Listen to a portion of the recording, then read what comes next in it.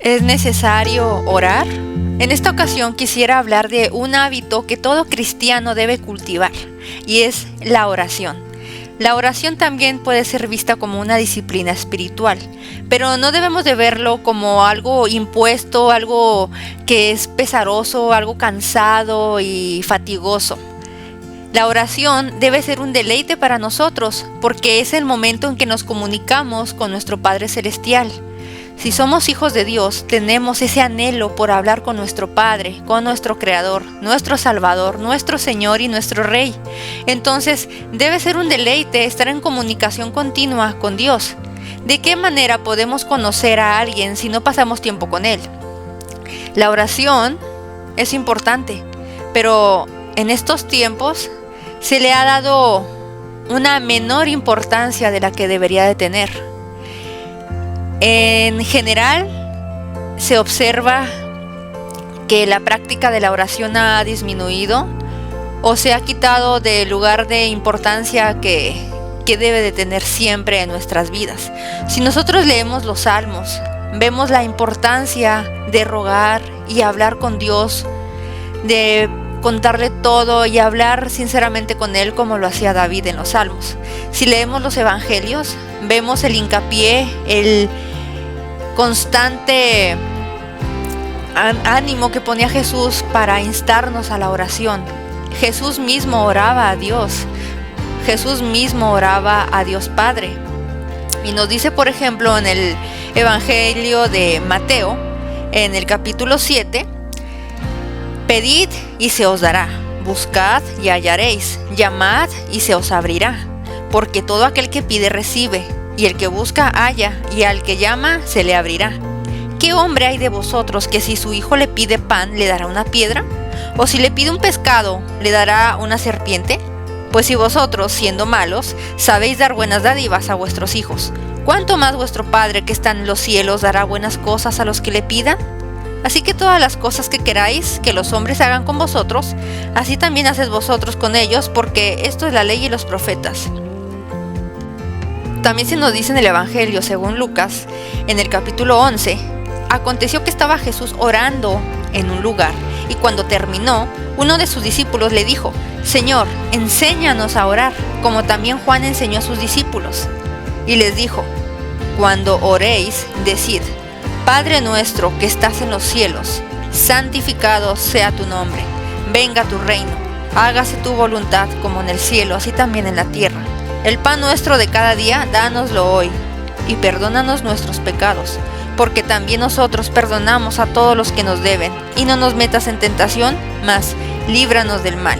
Y les dijo también, ¿quién de vosotros que tenga un amigo y va a él a medianoche y le dice, amigo, préstame 3 panes, porque un amigo mío ha venido a mí de viaje y no tengo que ponerle delante? Y aquel, respondiendo desde adentro, le dice, no me molestes, la puerta ya está cerrada y mis niños están conmigo en cama. No puedo levantarme y dártelos. Os digo que aunque no se levante a dárselos por ser su amigo, sin embargo, por su importunidad, se levantará y le dará todo lo que necesite. Y yo os digo, pedid y se os dará, buscad y hallaréis, llamad y se os abrirá. Porque todo aquel que pide recibe, y el que busca halla, y el que llama se le abrirá.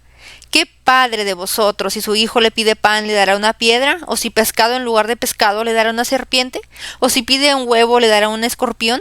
Pues si vosotros, siendo malos, sabéis dar buenas dádivas a vuestros hijos, ¿cuánto más vuestro Padre Celestial dará el Espíritu Santo a los que se lo pidan? Ahora, cuando Jesús nos da el Padre Nuestro, este es el modelo para una oración. No significa que tengamos que estar repitiendo el Padre Nuestro una y otra vez, sino que nos basemos en esta oración, modelo, y así como nos da este ejemplo, nosotros lo adaptemos para nuestras propias oraciones, recordando que el orar es hablar con Dios. Ahí nosotros le damos las gracias, le damos su lugar y su alabanza por ser Dios y Señor, por ser soberano y todopoderoso. Ahí nosotros exponemos nuestras necesidades, nuestros problemas, ansiedades y todo aquello que nos perturbe. Nosotros derramamos nuestro corazón delante de Dios, sabiendo que Él nos escucha y sabiendo que Él asimismo nos ha puesto el ejemplo, como lo vemos en los evangelios, de la oración, de lo importante que es la oración. Si nosotros vamos al Evangelio de Juan, en el capítulo 17, podemos ver otro ejemplo de esto, que es cuando Jesús ora por sus discípulos. Y Jesús dice: Padre, la hora ha llegado, glorifica a tu Hijo, para que también tu Hijo te glorifique a ti. Como le has dado potestad sobre toda carne, para que dé vida eterna a todos los que le diste. Y esta es la vida eterna, que te conozcan a ti, el único Dios verdadero, y a Jesucristo, a quien has enviado. Más adelante continúa y comienza a rogar y orar por sus discípulos. Dice: yo ruego por ellos, no ruego por el mundo, sino por los que me diste, porque tuyos son, y todo lo mío es tuyo, y lo tuyo mío, y he sido glorificado en ellos. Más adelante dice: yo les he dado tu palabra, y el mundo los aborreció, porque no son del mundo, como tampoco yo soy del mundo. No ruego que los quites del mundo, sino que los guardes del mal. Más adelante dice: y por ellos yo me santifico a mí mismo, para que también ellos sean santificados en la verdad. Más adelante nos dice: Padre, aquellos que me has dado, quiero que donde yo estoy también ellos estén conmigo, para que vean mi gloria que me has dado, porque me has amado desde antes de la fundación del mundo. Y Jesús todo este capítulo es una larga oración por sus discípulos y por todos nosotros los que habremos de creer y ser llamados a ser sus hijos. Ahora, Jesús hace mucho énfasis en la oración, y no es entonces porque sea algo de poco valor, sino es porque es algo muy importante. Si nos vamos a los salmos, ahí podemos encontrar largas oraciones, ruegos y clamor hacia el Señor, como podemos verlo, por ejemplo, en el Salmo 63. Dice David: Dios, Dios mío eres tú, de madrugada te buscaré. Mi alma tiene sed de ti, mi carne te anhela, en tierra seca y árida donde no hay aguas, para ver tu poder y tu gloria, así como te he mirado en el santuario, porque mejor es tu misericordia que la vida. Mis labios te alabarán. Y así continúa, pero comienza diciendo: de madrugada te buscaré, mi alma tiene sed de ti. Él se levantaba de madrugada temprano a orar al Señor, y asimismo también lo hacía Jesús. En el Salmo 64 también podemos leer que David está haciendo una plegaria de protección, pidiéndole a Dios para que lo proteja de sus enemigos. Dice: escucha, oh Dios, la voz de mi queja, guarda mi vida del temor del enemigo, escóndeme del consejo secreto de los malignos, de la conspiración de los que hacen iniquidad. Y nosotros podemos ver a lo largo de los salmos tantas oraciones pidiendo por protección, por ser librados de un mal, de una enfermedad, por pedir justicia a Dios, o simplemente agradecerle las maravillas y las misericordias que ha tenido con su siervo. Entonces, nosotros tenemos la oración para comunicarnos con Dios, y podemos pedir en esta oración todo lo que nos haga falta, todo lo que necesitemos. Dios sabe de qué tenemos necesidad, pero también quiere ver interés en nosotros al orar. Claro que la voluntad de Dios se va a hacer siempre. Siempre se va a hacer la voluntad de Dios, pero a veces nosotros no conocemos cuál es la voluntad de Dios con respecto a ciertas circunstancias o ciertos acontecimientos. Por ejemplo, una persona que está enferma, que le han diagnosticado una enfermedad terminal o una enfermedad muy dolorosa y compleja, esa persona tiene todo la oportunidad de dirigirse a Dios en oración y clamar por la sanidad de su enfermedad. Puede pedirle a Dios que lo sane, y la voluntad de Dios puede ser sanarlo, porque Dios puede hacerlo. Si Dios quiere sanarlo y es su voluntad, lo va a hacer. Si Dios tiene otros planes y no lo va a sanar, entonces también es su voluntad, pero nosotros podemos acceder a esto, a pedir delante de Dios de qué tenemos necesidad. Si estamos enfermos y clamamos a Él por salud, claro que Él nos escucha, y claro que nosotros podemos hacer estas oraciones. De todo de lo que tengamos necesidad, debemos hacérselo saber a Dios a través de nuestra oración. Y es bueno orar y clamar y rogar y volver a pedir por lo mismo una y otra vez hasta que Dios nos dé una respuesta. Dios no se enfada por escuchar nuestra oración. Dios no se aparta de nuestras palabras. Dios no se fastidia de escucharnos. Nosotros tenemos a nuestra disposición esta maravillosa arma que es la oración, este poderoso regalo que Dios nos ha dado. Nosotros podemos acceder a ella para comunicarnos con Dios y hacerle saber todo de lo que tengamos necesidad. Pero pidamos con fe, como se nos dice en Santiago 1:6, pero pida con fe, no dudando nada, porque el que duda es semejante a la onda del mar, que es arrastrada por el viento y echada de una parte a otra. Si nosotros vamos a pedir algo, hagámoslo creyendo que Dios nos está escuchando, porque de otra forma no tendría ningún sentido. Sería hasta un insulto para Dios. Le pido pensando que Él no me está escuchando, pensando que Él no me va a dar nada y yo pensando que su respuesta va a ser que no. Una oración de esa forma no va a llegar hasta Dios. Pidamos con fe. Ahora, nosotros conocemos la voluntad revelada de Dios porque lo leemos en las Escrituras. Sabemos qué es lo que le agrada a Dios y qué es lo que le desagrada. Sabemos qué cosas son su voluntad y qué cosas no lo son.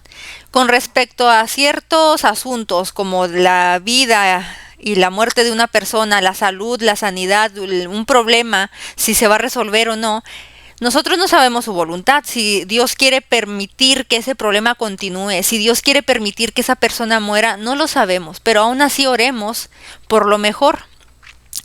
Entonces, también se nos dice en Santiago capítulo 4, versículo 3, pedís y no recibís, porque pedís mal, para gastar en vuestros deleites. Claro que si nosotros hacemos una oración pidiendo únicamente para nuestra vanagloria, para nuestros deleites, para nuestra carne, para algo que no tiene ningún beneficio, fruto, edificación para nosotros mismos y otras personas, Dios no nos va a dar eso que estemos pidiendo. Pero si nosotros desde nuestro corazón estamos pidiendo de manera sincera y honesta para el avance del reino de Dios, para nuestro beneficio sincero en el sentido de alguna necesidad que tengamos, Dios nos va a proveer de eso que estamos necesitando. Un ejemplo de esto que vemos lo leemos en 2 de Reyes 20. Dice, en aquellos días Ezequías cayó enfermo de muerte, y vino a él el profeta Isaías, hijo de Amós, y le dijo, Jehová dice así, ordena tu casa, porque morirás, y no vivirás. Entonces él volvió su rostro a la pared, y oró a Jehová y dijo, te ruego, oh Jehová, te ruego que hagas memoria de que he andado delante de ti en verdad y con íntegro corazón, y que he hecho las cosas que te agradan. Y lloró Ezequías con gran lloro. Y antes que Isaías saliese hasta la mitad del patio, vino palabra de Jehová a Isaías diciendo, vuelve y di a Ezequías, príncipe de mi pueblo, así dice Jehová, el Dios de David, tu padre. Yo he oído tu oración, y he visto tus lágrimas. He aquí que yo te sano. Al tercer día subirás a la casa de Jehová. Y añadiré a tus días 15 años, y te libraré a ti a esta ciudad de mano del rey de Asiria. Y ampararé esta ciudad por amor a mí mismo y por amor a David mi siervo. Y dijo Isaías, tomad masa de higos. Y tomándola la pusieron sobre la llaga y lo sanó. Y Ezequías había dicho a Isaías, ¿qué señal tendré de que Jehová me sanará y que subiré a la casa de Jehová el tercer día? Respondió Isaías, esta señal tendrás de Jehová, de que hará Jehová esto que ha dicho, ¿avanzará la sombra 10 grados o retrocederá 10 grados? Y Ezequías respondió, fácil cosa es que la sombra decline 10 grados, pero no que la sombra vuelva atrás 10 grados. Entonces el profeta Isaías clamó a Jehová e hizo volver la sombra por los grados que había descendido en el reloj de Acaz, 10 grados atrás. Aquí vemos que Dios le había dicho a Ezequías que iba a morir. Ezequías oró y Dios le dio otros 15 años más de vida, pero no significa que Isaías hizo cambiar de opinión a Dios, o que él manipuló a Dios, o que fue cambiada la voluntad de Dios. Aquí se nos muestra la gran misericordia de Dios, que ya tenía resuelto y era su voluntad añadirle más años de vida a Ezequías. Pero Ezequías tenía que pedírselo también. Ezequías tenía que clamar a Dios y orar para que Dios le diera vida. Dios ya había determinado desde la eternidad que Ezequías tendría más vida. Pero eso no se sabía, no lo sabía Ezequías mismo, no lo sabía Isaías, sino que ya estaba determinado por la voluntad de Dios. Pero Ezequías oró y Dios le contestó de esta manera. Entonces, en este sentido, podemos decir que no sabemos cuál es la voluntad de Dios. Si se nos dice, por ejemplo, se nos diga que tenemos 6 meses de vida porque estamos enfermos de algo, nosotros podemos recurrir a Dios y orar a Él. Y si es su voluntad sanarnos, Él lo hará. Y si es su voluntad no hacerlo, así también será. Ya sea que diga que sí o que diga que no, que su voluntad sea que vivamos más o que no, nosotros debemos tener contentamiento y gozo con la voluntad de Dios. Ahora también, para que nosotros podamos tener oraciones que le agraden a Dios, debemos pedir conforme a lo que sabemos que es su voluntad, y también debemos de pedir y hablar diciendo que siempre se haga su voluntad. ¿Cómo sabemos cuál es su voluntad? Pues eso lo sabemos leyendo la Biblia. Y si vemos en el Salmo 143, versículo 10, dice así: enséñame a hacer tu voluntad, porque tú eres mi Dios. Tu buen espíritu me guíe a tierra de rectitud. Nosotros podemos pedir en oración precisamente eso, que nos enseñe a hacer su voluntad, que nos guíe, que nos muestre cómo debemos de vivir y de hacer las cosas para agradarle a Él. Nuestra oración puede incluir tantos aspectos de nuestra vida, que nos guíe a hacer lo correcto, que nos aparte del mal, que nos ayude a no caer en tentación, como lo dice en el Padre Nuestro, que nos sane de alguna enfermedad, que nos saque de algún problema que tengamos, que nos dé paz, que nos dé gozo. Podemos pedir por la salvación de otras personas y debemos de hacerlo. Debemos de pedir porque el reino de Dios avance. Debemos de pedir por la salvación de almas inconversas, de nuestros familiares. Podemos pedir por todo esto que son grandes necesidades de nuestro mundo. Podemos pedir y debemos de pedir por nuestros gobernantes y por nuestras autoridades bajo las que estamos nosotros sujetos. Debemos de pedir por todo. Entonces, los temas de oración nunca se terminan. Si no sabes por qué orar, ora por otras personas, ora por sus necesidades, pregúntales qué necesidades tienen y ora por ellos. Dedica todos los días un buen tiempo a orar y ora por todo lo que se te ocurra, por todas las personas que conozcas. Haz inclusive una lista para que te guíes y no olvides puntos importantes. Puedes orar con la Biblia, pero lo que no debes dejar de hacer es de orar. Insta a otras personas a que oren contigo. No ores solamente, ora tú solo, sí, pero también puedes incluir a otras personas a que se animen a orar contigo. Finalmente quiero terminar diciendo que la oración es la parte más importante de nuestro día a día. Sin oración, nosotros estamos viviendo de acuerdo a nuestras fuerzas y a nuestra voluntad y a nuestras capacidades y no estamos buscando la guía y la ayuda de Dios. Si nosotros no oramos, estamos dando a entender que no necesitamos de Dios, que no estamos dependiendo de Dios. Y debemos de cambiar esta forma de pensar, porque nosotros dependemos de Dios para todo. Separados de Dios no podemos hacer nada. Y todo lo que hagamos separados de Dios va a ser en nuestras fuerzas y no vamos a avanzar mucho. Entonces, la oración es ese aceite que lubrica toda la armadura de Dios. La oración es muy importante, extremadamente importante, y no debe dejarse de lado y no se le debe de quitar su lugar, y no debemos de pensar que no es muy necesario orar. No debemos de pensar que la oración ya no es tan importante, porque ese es un pensamiento equivocado. Debemos de pensar siempre lo que nos está diciendo la Biblia y el ejemplo que nos ha dado nuestro Señor Jesucristo, y que debemos de orar sin cesar, orar por todo y dando gracias a Dios por todo el tiempo. Muchas gracias.